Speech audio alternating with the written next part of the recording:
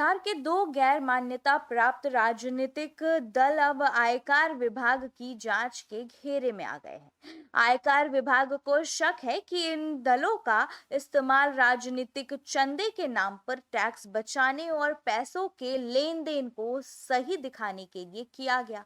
शुरुआती जांच में करीब 6,000 करोड़ रुपए के संदिग्ध लेन देन की बात सामने आई है। हालांकि आयकर विभाग ने अभी तक किसी भी राजनीतिक दल का नाम सार्वजनिक नहीं किया है। विभाग का कहना है कि जांच अभी जारी है।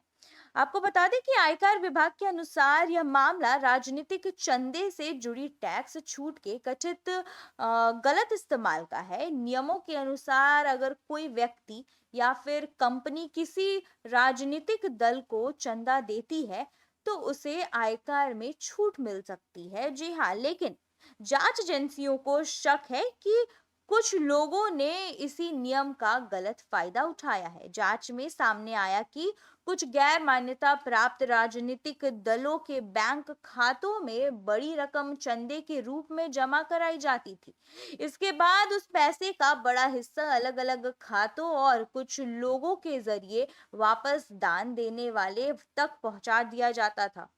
इस पूरी प्रक्रिया में थोड़ी रकम कमीशन के तौर पर रखी जाती थी। जी हाँ, उदाहरण के तौर पर अगर किसी व्यक्ति या फिर कंपनी ने 10 लाख रुपए का चंदा दिया तो जांच एजेंसियों के अनुसार करीब 9 लाख रुपए वापस लौटा दिए जाते थे। केवल कुछ हिस्सा कमीशन के रूप में रखा जाता था। इसके बाद भी दान देने वाला पूरे 10 लाख रुपए पर आयकर में छूट का दावा करता था।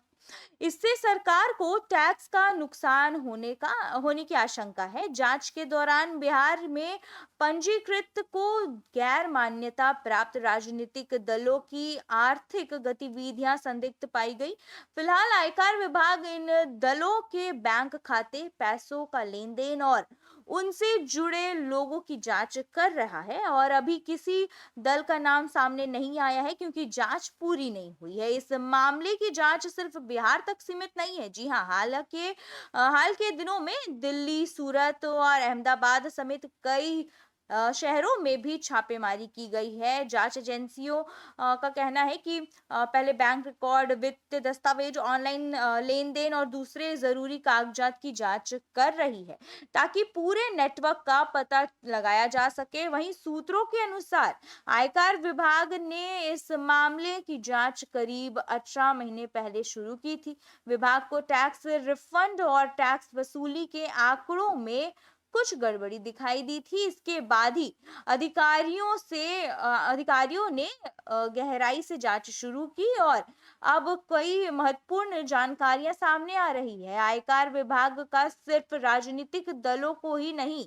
बल्कि उन कंपनियों, संस्थानों और लोगों की भी जांच कर रहा है जिन्होंने कथित तौर पर इस व्यवस्था का फायदा उठाया। अगर जांच में प्राप्त सबूत मिलते हैं तो संबंधित लोगों के खिलाफ आयकर कानून और दूसरे कानूनी नियमों के तहत कार्रवाई की जा सकती है। फिलहाल इस पूरे मामले में आयकर विभाग ने कोई भी आधिकारिक बयान जारी नहीं किया है। विभाग का कहना है कि जांच पूरी होने के बाद ही सही जानकारी सार्वजनिक की जाएगी। इसलिए अभी किसी भी राजनीतिक दल या फिर व्यक्ति को दोषी नहीं माना जा सकता है।